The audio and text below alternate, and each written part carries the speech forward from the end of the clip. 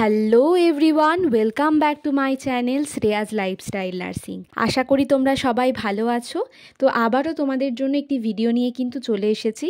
তো আজকের ভিডিওতে মেনলি তোমাদেরকে গভর্নমেন্ট হসপিটাল ভার্সেস প্রাইভেট হসপিটালের কি ডিফারেন্স রয়েছে, স্যালারির কীরকম ডিফারেন্স রয়েছে বা আদার্স যে অন্যান্য বিষয় সেগুলোর কি ডিফারেন্স রয়েছে সমস্তটা নিয়ে কিন্তু আলোচনা করব।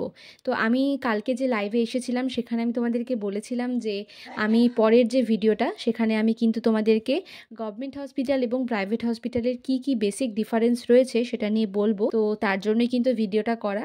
তো ভিডিওটা করার পিছনে একটাই কারণ অনেকের আর এই ধারণাটা কিন্তু অন্যরকম রয়েছে। অনেকে ভাবে যে গভর্নমেন্টের থেকে হয়তো প্রাইভেটে অনেকটা বেশি স্টেবিলিটি মেনটেন হয়, বা হয়তো অনেকে ভাবে যে প্রাইভেট অনেক বেশি ভালো গভর্নমেন্টের থেকে। অনেকেরই কিন্তু ধারণা রয়েছে। তো এই সমস্ত বিষয় নিয়ে কিন্তু আলোচনা করব এবং ভিডিওটা দেখলে তোমরা কিন্তু এখান থেকে অনেক ইনফরমেশন পেয়ে যাবে। আর অনেকে যারা ট্রেনিং করছো, তারা যারা ভবিষ্যতে গিয়ে প্রাইভেটে জব করবে, তারাও কিন্তু কিছু নলেজ পাবে এখান থেকে যে প্রাইভেটে কি হতে পারে বা কি হয়। তো তার জন্যই আজকের ভিডিওটা তোমরা পুরোটা দেখো, আশা করি তোমাদের কিন্তু ভালো লাগবে। তো প্রথমেই বলি যে তোমরা জানো যে আমরা যারা গভর্নমেন্ট থেকে পাস আউট হয়ে বেরিয়ে আসি বা যারা প্রাইভেট থেকে ট্রেনিং করছে, সকলেই কিন্তু গভর্নমেন্ট হসপিটালে কিন্তু ট্রেনিং সূত্রে কিন্তু সকলেই কিন্তু ডিউটি করে। প্রাইভেট হসপিটালের মেয়েরাও করে, আর আমরা যারা গভর্নমেন্ট থেকে পড়ি তারা তো গভর্নমেন্ট হসপিটালেই ডিউটি করি। এই 3 বছর কিন্তু আমরা দেখে একদম অভ্যস্ত হয়ে যাই যে গভর্নমেন্ট হসপিটালে কি হয়, কতটা ভালো কেয়ার দেওয়া হয়, সমস্ত কিছুই কিন্তু আমরা দেখতে পাই,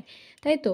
এই 3 বছর এবার হুট করে 3 বছর গভর্নমেন্টে কাজ করার পরে যখন এসে আমাদেরকে প্রাইভেট নার্সিংহোমে জব করতে হয়, তখন কিন্তু ধারণাটা পুরোপুরি কিন্তু বদলে যায়। এই জন্যই বলছি, কারণ এখন যা অবস্থা, সিচুয়েশান, চাকরি বাকরি তো পাওয়া যাচ্ছে না, সেই জন্যই কিন্তু বাধ্য হয়ে 1 বছর 2 বছর তার থেকেও বেশি বছর ধরে সকলকেই কিন্তু প্রাইভেটে কাজ করতে হচ্ছে। ওই 3 বছর গভর্নমেন্টে এত ভালো মানে ডিউটি করে এসে, তাই তো? মানে একটা অভ্যস্ত হয়ে যায় আমরা গভর্নমেন্টে ডিউটি করতে করতে, তাই তো? সেই সমস্ত কিছু করে এসে হুট করে প্রাইভেটে জব করা এবং তারপর প্রাইভেটের আর যে সেট আপ সেখানকার সঙ্গে মানিয়ে নেওয়াটা কিন্তু সত্যি একটু মানে চাপেরই বিষয় বলতে পারো। কেননা দেখো, গভর্নমেন্টে আমরা কি করি? গভর্নমেন্টে প্রথমত আমরা শিফটিং ডিউটি করি, মর্নিং, ইভিনিং, নাইট। এই শিফটিং ডিউটিটাই আমাদের থাকে। প্রাইভেটে অনেক জায়গায় এই 3টে শিফটিং থাকে, কিন্তু সব নার্সিংহোমে কিন্তু 3টে শিফটিং থাকে না। অনেক জায়গায় দেখবে 2টো শিফটিং, অনেক জায়গায় 1টা শিফটিং, এরকমভাবেই কিন্তু ডিউটি করতে হয়। তো এবার অনেকেই তোমরা বলতে পারো যে 2টো শিফটিং বা 1টা শিফটিং, বাপরে এতক্ষণ ডিউটি! তো দেখো, আমাদের ওয়েস্ট বেঙ্গলে কিছু প্রাইভেট নার্সিংহোমে কিন্তু এরকমই শিফটিং রয়েছে। সব নার্সিংহোমে 3টে শিফটিং হয় না। খুব কম নার্সিংহোমেই কিন্তু মর্নিং, ইভিনিং, নাইট এই 3টে শিফট কিন্তু হয়ে থাকে। কিছু করার নেই, বাধ্য হয়েই একরকম, আমি কিন্তু বারবারই বলছি যে বাধ্য হয়েই একরকম সকলকেই, যারা প্রাইভেটে জব করছে সকলকেই বাধ্য হয়ে একরকম কিন্তু জব করতে হচ্ছে। কারণ আমাদের ওয়েস্ট বেঙ্গলে গভর্নমেন্টের তরফ থেকে কোনো প্রকার কোনো রিক্রুটমেন্ট এখনও অবধি কিন্তু বার করা হয়নি। তো সেই জন্যই করতে হচ্ছে। তো বাদ দাও সেসব কথা, রিক্রুটমেন্ট কবে ছাড়বে ওই নিয়ে প্রচুর ভিডিও আছে, তোমরা দেখে নিতে পারো। সেই সব কথা বাদ দাও, আজকে যেটা নিয়ে আমি আলোচনা করব সেটাতে আসা যাক। প্রথমেই বললাম ডিউটি শিফটিং, তারপরে সেকেন্ড হচ্ছে স্যালারি। গভর্নমেন্টে তুমি 6 ঘন্টা ডিউটি করে যে স্যালারিটা পাবে মাস গেলে, প্রাইভেটে গিয়ে তো সেই স্যালারিটার কি বলবো, বিন্দুমাত্র হয় ধারের কাছেও তুমি যেতে পারবে না। তারপর কি হয়, গভর্নমেন্টে তুমি মাসের পর মাস একদম ঠিকঠাক স্যালারি পেয়ে যাবে, এই এত তারিখে তোমার স্যালারি ঢুকে যাবে। কিন্তু প্রাইভেটে কি হবে, হয়তো তাদের যদি সেরকম হলো যে তাদের কোনো অসুবিধা, বা প্রাইভেট হসপিটালে কোনো সেট আপের অসুবিধা, বা তাদের হয়তো ম্যানেজমেন্টের কোনো অসুবিধা, তাহলে তোমাকে কিন্তু হয়তো বললো যে আমরা এই মাসে তোমাকে স্যালারি দিতে পারছি না, আমরা নেক্সট মাসে তোমাকে কিন্তু দিয়ে দেবো। এরকমও হতে পারে। তো এরকম স্যালারি নিয়েও হতে পারে, স্যালারি একেতে কম, তারপর হয়তো তোমাকে দিচ্ছে না, এরকম একটা বিষয়ও কিন্তু রয়েছে। তারপরে বলি সেট আপ। গভর্নমেন্ট হসপিটালের সেট আপ কিন্তু প্রাইভেটের থেকে আমি যেটা মনে করি অনেক ভালো। গভর্নমেন্ট হসপিটালের সেট আপ, একটা পেশেন্ট এমার্জেন্সিতে যদি গভর্নমেন্ট হসপিটালে আসে, সে কিন্তু একটা ভালো যদি হসপিটালে যায়, ঠিক আছে, কোনো মেডিকেল কলেজে, সে কিন্তু একটা ভালো কেয়ারই পাবে, সে ইমিডিয়েট কেয়ারটা সেখানে কিন্তু পাবে। কিন্তু প্রাইভেট হসপিটালে, সমস্ত প্রাইভেট হসপিটালে একটা পেশেন্ট যদি ইমিডিয়েট আসে, তার যদি কি বলবো যে এমার্জেন্সি কেয়ার প্রয়োজন হয়, তাহলে কিন্তু সে সবসময় যে একদম এমার্জেন্সি কেয়ার পাবে এটা কিন্তু নাও হতে পারে। সে হয়তো ইমিডিয়েট কেয়ারটা পেলো, কিন্তু আমি যেটা মনে করি যে হয়তো পাবে, না পাওয়া নয়, প্রাইভেট নার্সিং হোমেও পাবে, কিন্তু আমি যেটা মনে করি গভর্নমেন্ট হসপিটালে কিন্তু সবসময় ভালো কেয়ারটা পাওয়া যায়। দেন প্রাইভেট হসপিটাল। তো এবার তোমরা অনেকেই মনে করতে পারো যদি তুমি গভর্নমেন্ট থেকে পড়েছো বলে এটা বলছো, কিন্তু না, প্রাইভেট নার্সিংহোমেই ভালো কেয়ার পাওয়া যায়। তো হ্যাঁ, সেরকম নার্সিংহোমও রয়েছে যেখানে একদম খুব ভালো কেয়ার দেওয়া হয়, সেরকম নার্সিংহোম রয়েছে, কিন্তু সেরকম নার্সিংহোমে জব পাওয়াটা একদমই দুষ্কর একটা বিষয়, সেখানে সকলে পায় না। আর সেরকম বড় নার্সিংহোম সকলের বাড়ির কাছেও থাকে না, তাই তো? তো সেই জন্যই তোমাদেরকে বলছি যে আমি যেটা মনে করি, আমরা যেটা দেখে অভ্যস্ত হয়েছি, সেই জন্যই বলছি যে গভর্নমেন্ট হসপিটালে কিন্তু অনেক বেশি ভালো কিন্তু পেশেন্ট কিন্তু কেয়ার পায়। তারপর 4 নম্বর হচ্ছে স্টেরিলিটি।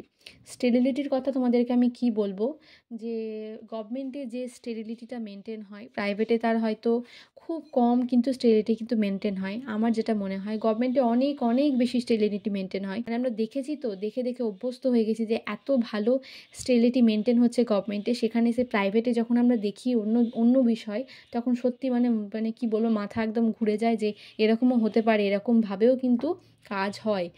আর তারপরে হচ্ছে লাস্ট যেটা তোমাদেরকে বলতে হবে সেটা হচ্ছে রেসপেক্ট।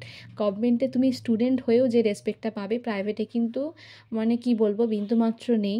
কি আর বলা যাবে, যে তোমাকে হচ্ছে তোমার যদি একটুখানি ভুল হয়, একটু জাস্ট ভুল, সেই ভুলটা হয়তো কিছুই না, মানে জাস্ট একটু হলেই ওটা শুধরে নেওয়া যাবে। মানে সেই ভুলটা হয়তো একদমই কিছু না, হয়তো যদি আমার একটুও ভুল হয় তাহলে সেই ভুলটাকে একটা বিশাল বড় ম্যাটার করে কিন্তু একটা বিশাল বড় জিনিস করে দেওয়া হবে।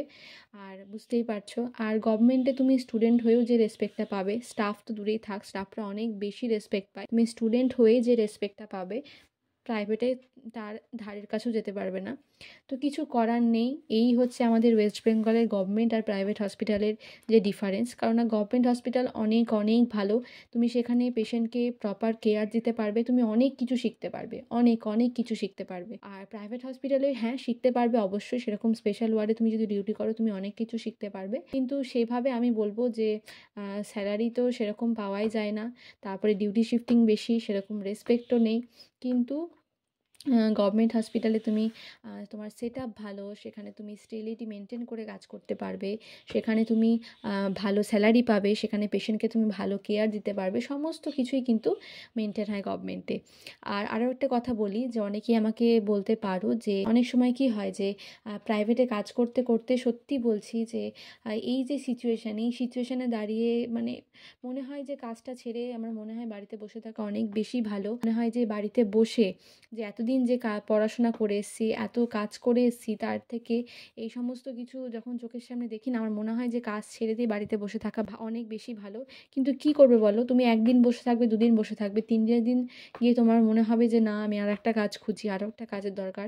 আর যখন তুমি সেই সিচুয়েশনে গিয়ে তুমি কাজ খুঁজতে যাবে, তুমি আর কিন্তু কাজ পাবে না। সেই জন্য আমাদের ওয়েস্ট বেঙ্গলে যারা প্রাইভেট নার্সিংহোমে জব করছে, তাদেরকে তুমি যদি জিজ্ঞেস করো, তারা বলবে যে একরকম বাধ্য হয়ে সকলে কিন্তু প্রাইভেট নার্সিংহোমে কাজ করছে। কেননা কিচ্ছু করার নেই, কিচ্ছু করার নেই। ওয়েস্ট বেঙ্গলে না কোনো কন্ট্রাকচুয়াল জব রয়েছে, আর পার্মানেন্ট জব তো দূরেই থাক। স্টাফ নার্স গ্রেড টুর যা অবস্থা, যা সিচুয়েশান, মানে বলে বোঝানোর মতো না। যেখানে 2022-এ লাস্ট রিক্রুটমেন্ট, 23 চলে গেল, 24 চলে গেল, এখন 25 চলছে। এই বছর যদি কোনো রিক্রুটমেন্ট না বেরোয় তাহলে একদম সব শেষ, কিছু করার নেই। এত এত এত স্টুডেন্ট হয়ে গিয়েছে, মানে মানে জিএনএম পাস আউট স্টুডেন্টের সংখ্যা প্রচুর প্রচুর, বুঝতে পারছো। তারপরে হচ্ছে অন্যান্য স্টেটে গিয়ে যারা পড়ে আসছে, তারা গিয়ে কিন্তু ওয়েস্ট বেঙ্গল রেজিস্ট্রেশন পেয়ে যাচ্ছে, তার জন্য ক্যান্ডিডেটের সংখ্যা আরও অনেক অনেক বেশি বেড়ে যাচ্ছে। তো সেই জন্যই আমাদের ওয়েস্ট বেঙ্গলের এই অবস্থা।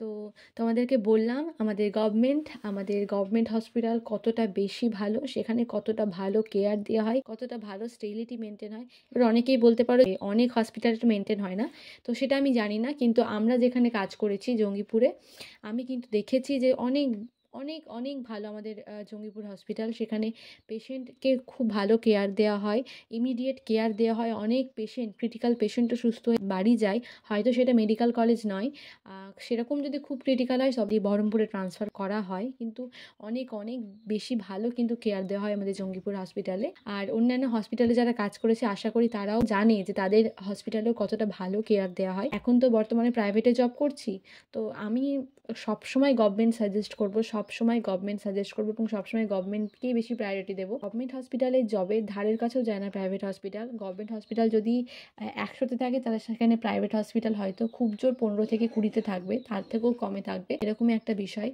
তো যাই হোক, তোমাদেরকে অনেক কথা বললাম। তো যারা পরবর্তীকালে ট্রেনিং কমপ্লিট করার পরে যখন প্রাইভেট নার্সিং হোমে ঢুকবে, তখন দেখবে এখন হয়তো মনে হতে পারে যে না, এত এত বেশি চাপ গভর্নমেন্ট হসপিটালে, এত বেশি আমাদেরকে ডিউটি করতে হচ্ছে, এত নাইট করতে হচ্ছে। তখন দেখবে মনে হবে যে না, আমরা হয়তো সেই ডিউটি চলাকালীন যে ডিউটিগুলো করেছিলাম বা পেশেন্টকে যে কেয়ার দিয়েছিলাম বা তখন যে জিনিসগুলো শিখেছিলাম, সেগুলো সত্যি অনেক অনেক অনেকটা বেশি ভালো দ্যান দ্য প্রাইভেট হসপিটাল।